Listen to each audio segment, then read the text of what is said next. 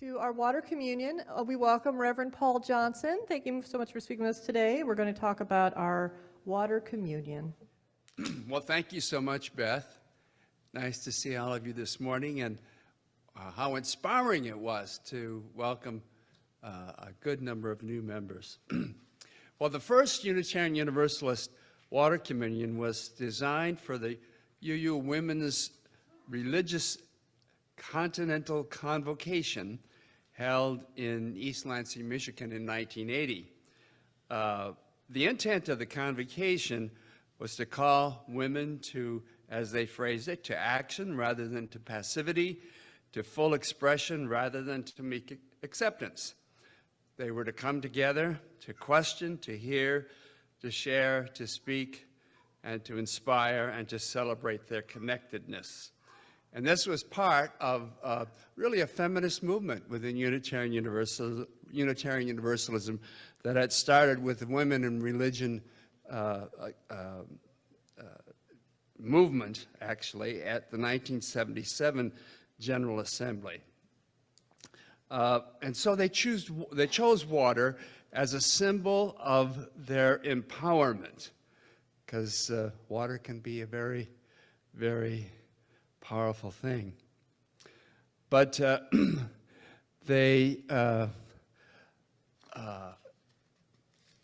number of women, not everyone, but a number of the women brought water from home, and then they placed it in a common receptacle, and then saying something about their home community.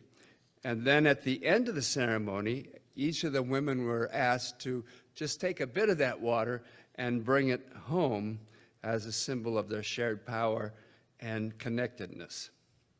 But it turned out to be very popular and very powerful, and before long, the ceremony was adapted by many, many congregations throughout the continent, usually as part of a post-Labor Day ingathering service, a way of reconstituting congregational life after the more relaxed summer period.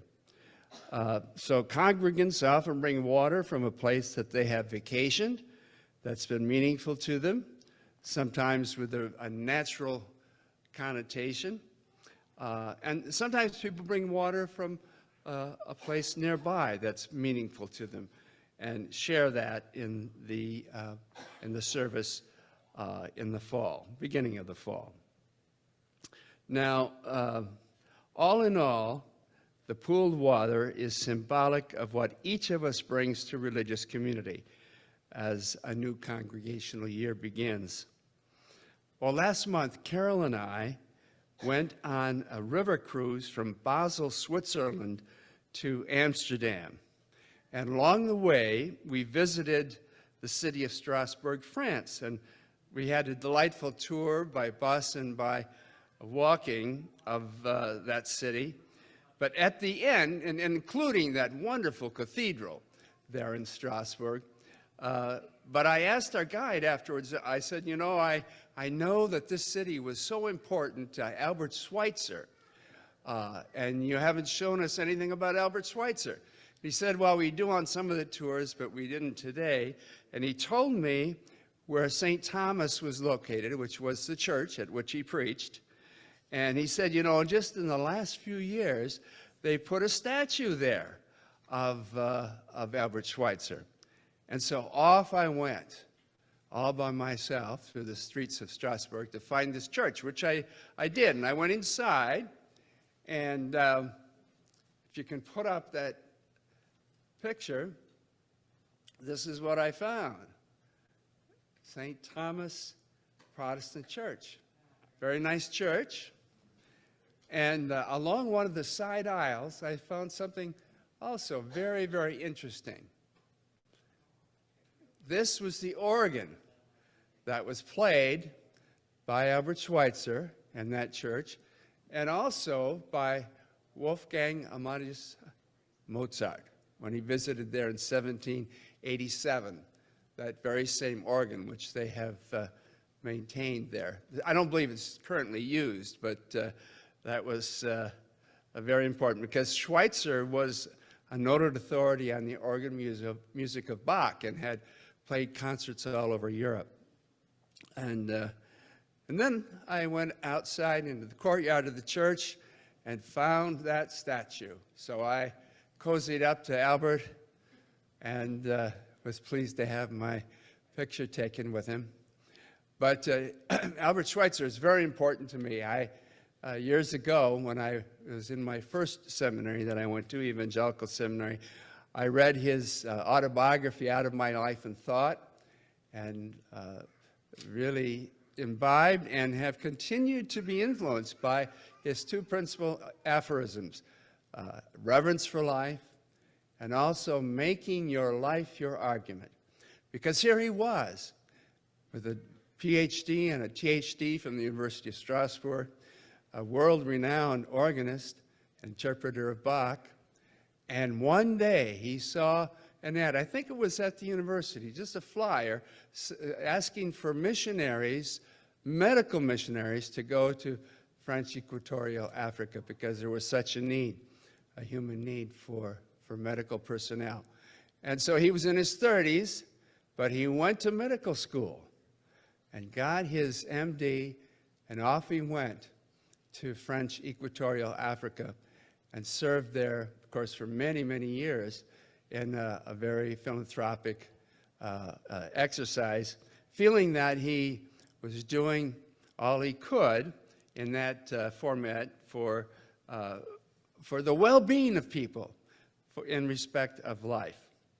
And so he was very, very inspirational to me as an individual. So it was very nice to make that little side jaunt over to St. Thomas Church. And I just about missed it.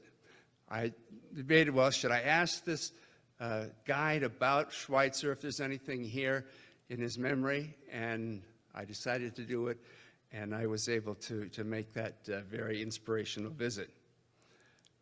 And so I wish I had gotten some water from St. Thomas Church, but I'm going to pour some water in a moment that's symbolic of that visit to St. Thomas Church. You know, each of us has an interest about which we are deeply knowledgeable, a skill which is to some degree developed, a transforming experience. All of us can give words of comfort or cheer. We have so much to share with each other, and I think that comes out in the symbolism as we pour water into a common container as we begin a new congregational year together. Because together, by such sharing, we make love, justice, and hope visible in our world. So I'm going to ask you now, if you have some water that you have garnered from your summer experiences, to come up and put it in the common bowl. If you haven't brought water, you can use symbolic water to put in the bowl, and as part of our sharing this morning. Very good. That he was a Unitarian Universalist towards the end of his life. He joined our Church of the Larger Fellowship and was actually visited by the minister of the Church of the Larger Fellowship at one point. So we can claim him. We can claim him and his wonderful legacy.